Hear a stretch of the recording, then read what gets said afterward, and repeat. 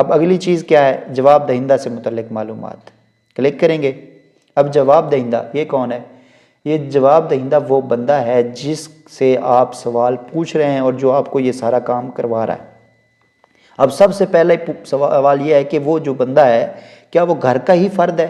अगर घर का फ़र्द है तो फिर आपने हाँ करना है, अगर कोई बाहर का बंदा है तो फिर आप नहीं पे क्लिक करेंगे।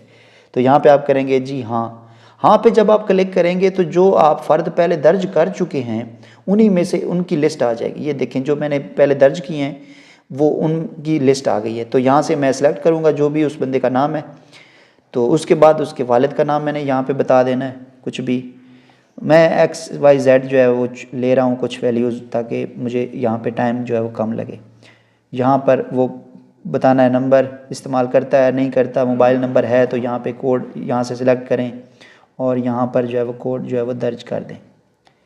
तो इसको अब मैं मुकम्मल करूँगा, घराना मुकम्मल अपलोड करें। अब ये आप देख सकते हैं कि ये मेरी सारी ऑप्शन मुकम्मल हो गए हैं, तो वो मुझे कहता है घराना मुकम्मल अपलोड करें। अब जैसे मैं यहाँ पे क्लिक करूँगा तो ये घराना मुकम्मल मेरा अपलोड हो जाएगा। ये यहाँ पर आप देखें घराना पस मंज़र में अपलोड हो रहे हैं।